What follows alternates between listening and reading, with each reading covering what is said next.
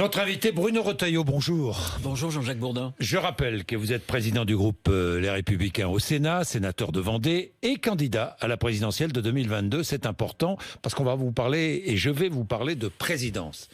Et la présidence aux États-Unis.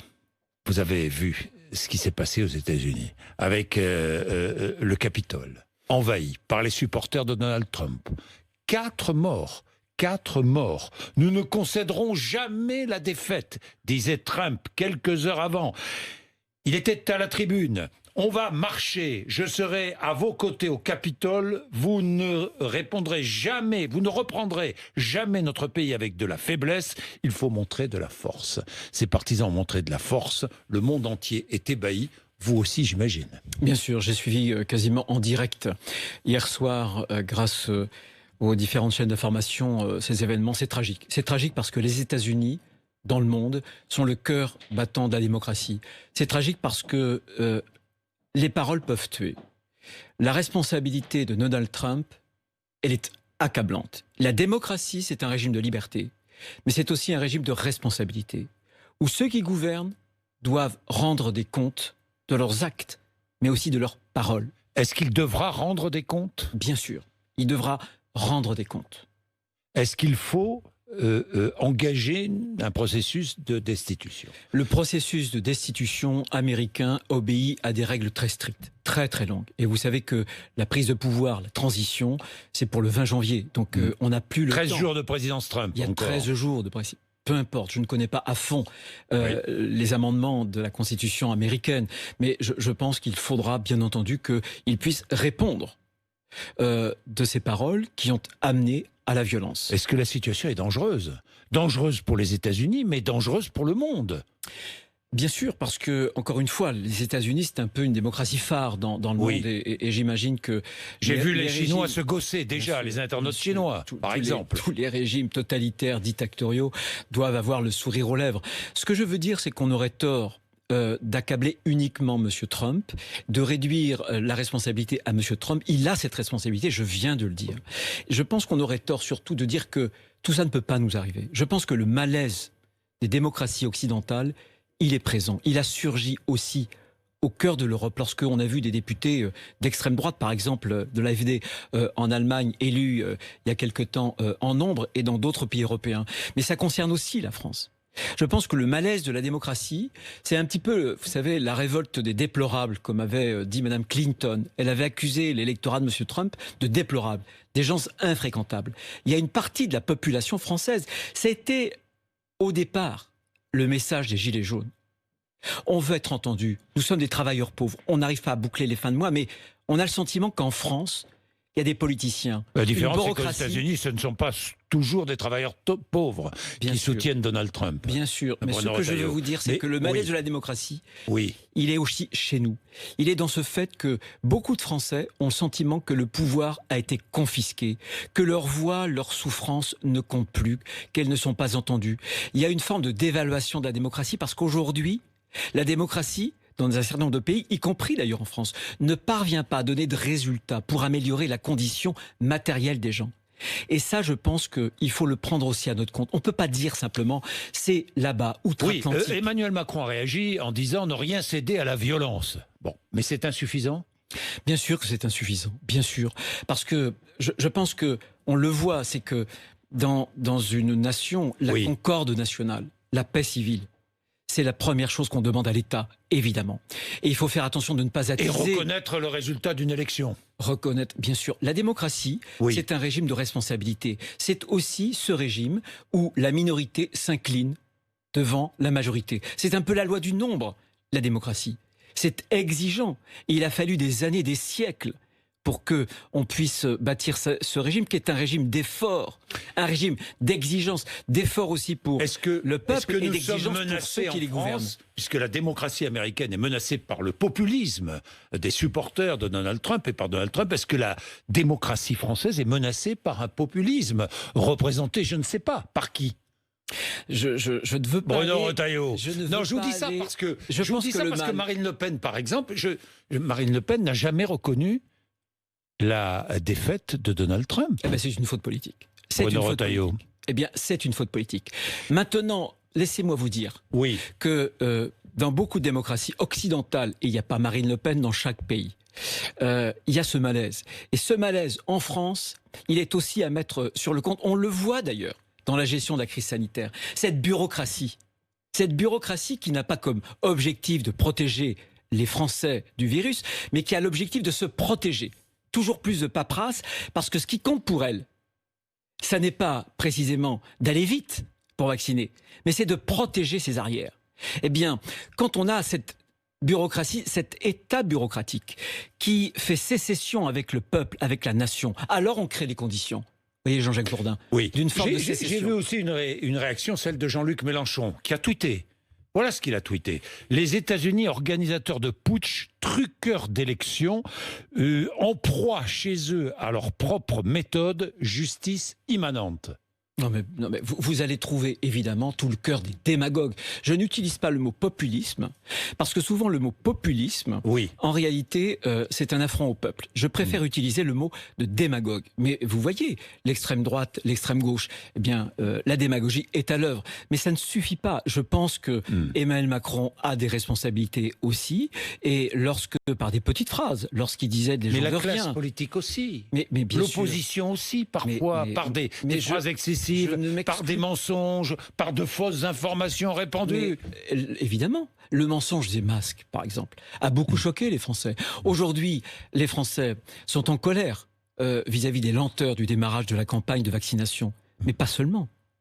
À la colère a succédé un sentiment, pratiquement immédiatement d'ailleurs, de honte nationale. Mais est-ce que ce n'est pas excessif ? Est-ce que ce n'est pas excessif, cette critique sur la lenteur du démarrage de la vaccination ? Jean-Jacques Bourdin, vous auriez pu me poser la même question, et je me souviens au mois de mars, un certain nombre de mes amis disaient Bruno, sur les masques, tu y vas trop fort.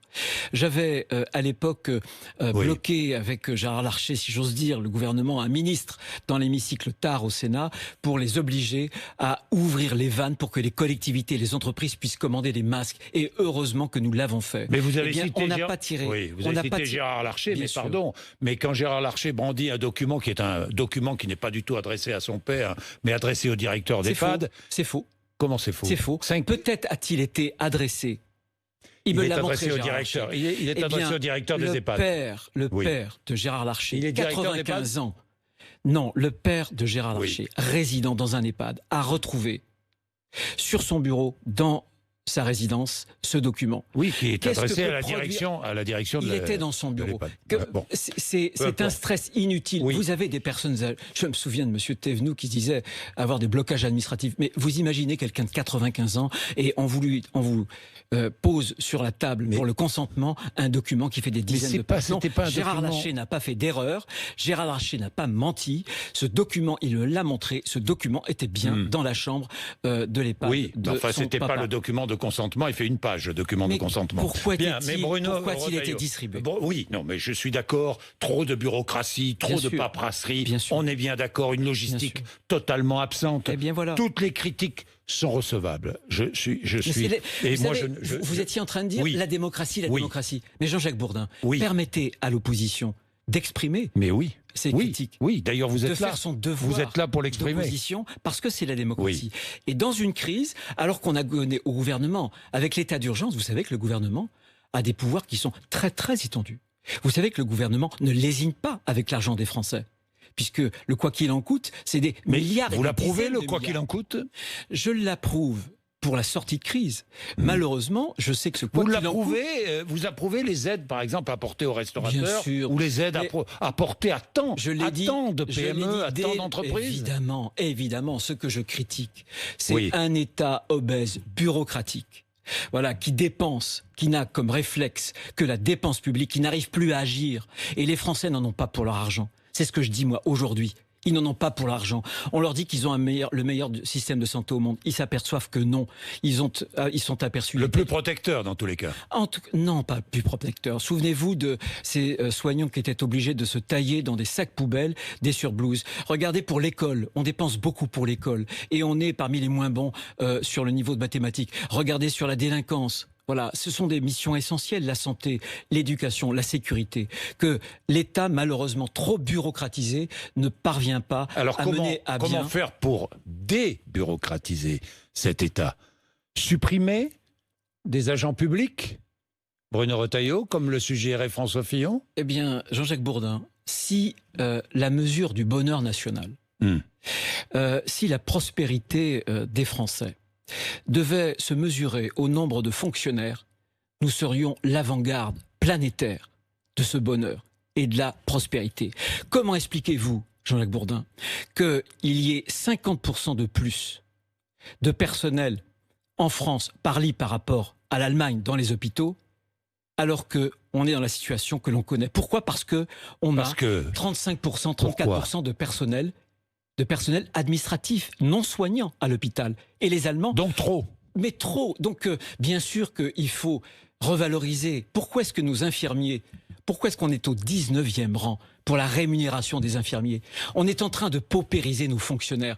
Pourquoi est-ce que les jeunes agrégés, les jeunes certifiés professeurs gagnent des salaires de misère?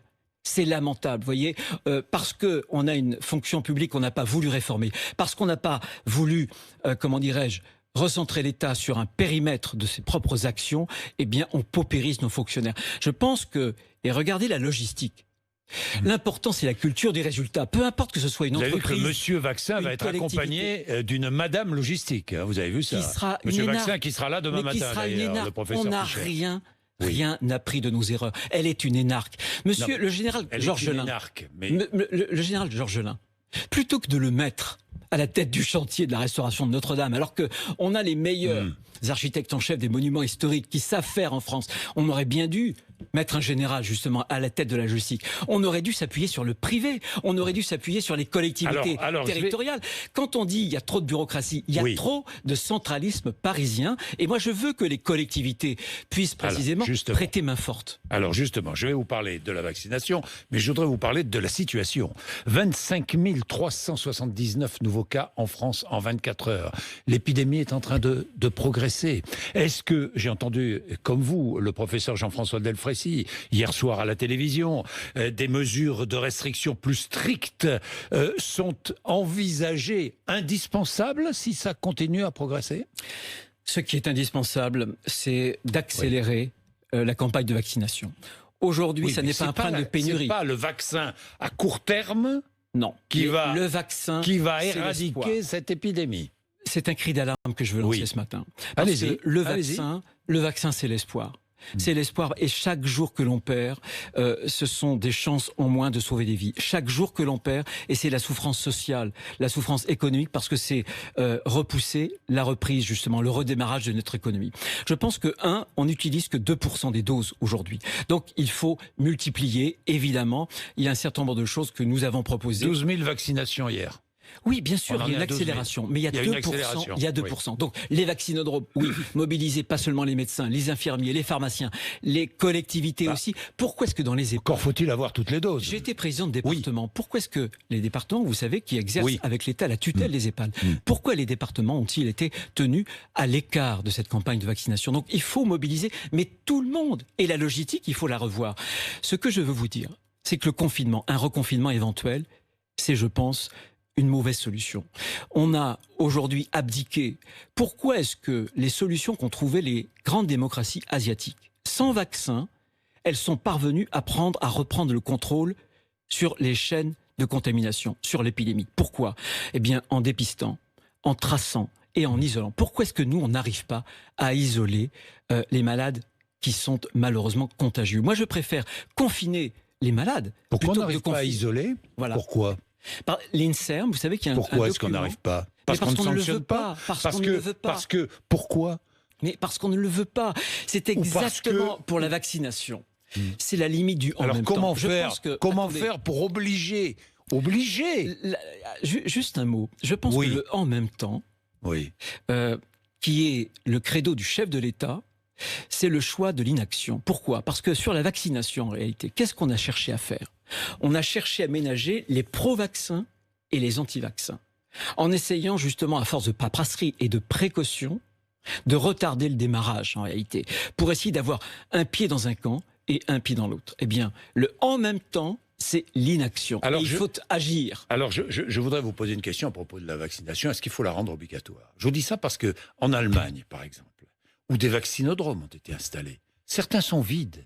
Parce que les Allemands ne viennent pas se faire vacciner. Est-ce qu'il faut obliger les Français à être vaccinés? Je pense que ça n'a aucun sens. Aujourd'hui, il y a On oblige bien les enfants à être vaccinés pour s'inscrire à l'école. Oui, mais vous savez que l'obligation scolaire, l'obligation de scolarisation dépasse l'obligation vaccinale. Parlez à des médecins scolaires qui vous diront que malheureusement, je vais vous donner un autre exemple. Ce que je veux dire, c'est que le problème, il n'est pas là. Vous avez des dizaines de millions de Français qui veulent se faire vacciner et qui ne le peuvent pas. Donc avant de penser à un passeport vaccinal, à une obligation vaccinale, il faut déjà... Vous êtes contre le passeport vaccinal et l'obligation vaccinale? Aujourd'hui, oui, parce que je pense que le volontariat... Et d'abord, vous allez mettre quelles sanctions? Alors, attendez, 38% des Français sont déterminés à se faire vacciner. Seulement 38%. Mais évidemment, 45% ne le souhaitent pas. On a tout fait pour les décourager. Y a-t-il eu une campagne de communication? Et encore une fois, avec les précautions que le gouvernement a pris, sans doute pour satisfaire, pour donner des gages aux anti-vaccins, en réalité, on a découragé les bonnes volontés. Donc, croyez-moi, quand les Français s'apercevront que ceux qui sont vaccinés pourront aller librement et ne propageront pas le virus. Faut-il rendre la vaccination obligatoire pour les soignants? Pour les soignants, j'avais proposé, vous voyez. C'est pour ça que je vous pose la question. Je l'avais proposé. En tout cas, je pense qu'à tout le moins, pour les soignants, ils doivent être un public prioritaire, dès maintenant, quel que soit leur âge et quels que soient les facteurs de comorbidité. C'est trop important, ils doivent se protéger parce qu'ils sont en première ligne, de même qu'il faut qu'ils protègent les soignés. On ne sait pas encore si le vaccin protège les contaminations, mais il y a de bonnes chances qu'il le fasse. Pour les soignants, le vaccin est obligatoire contre la diphtérie, le tétanos, je regarde mes notes, la polio, l'hépatite B, la tuberculose.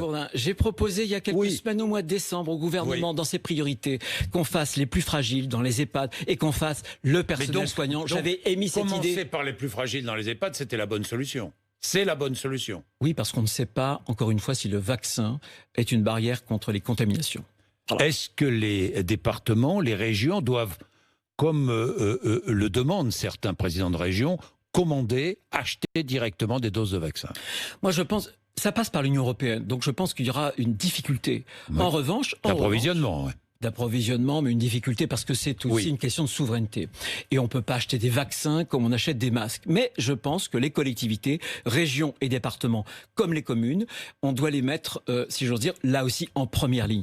Parce que quand il va falloir trouver des gymnases, des salles par exemple de collège, des salles de lycée pour vacciner, on a besoin, je vous parlais des départements qui peuvent mobiliser des infirmières, qui ont des ressources médicales. Notamment parce qu'il y a des médecins de PMI, parce qu'il y a des médecins gériatres, etc. Il faut les mobiliser, les collectivités. Et malheureusement, le gouvernement ne le fait pas. Bruno Retailleau, j'ai une dernière question sur la loi sur la sécurité globale. Oui. Où en êtes-vous ? C'est le Sénat qui doit réécrire le fameux article 24 qui pénalise la diffusion malveillante d'images des forces de l'ordre. Où en êtes-vous ? Eh bien, nous allons le réécrire. Quand ? Nous allons le réécrire. Quand ? J'en parlais hier avec François-Noël Buffet, qui est le président de la commission des lois. Nous le réécrirons. Quand ?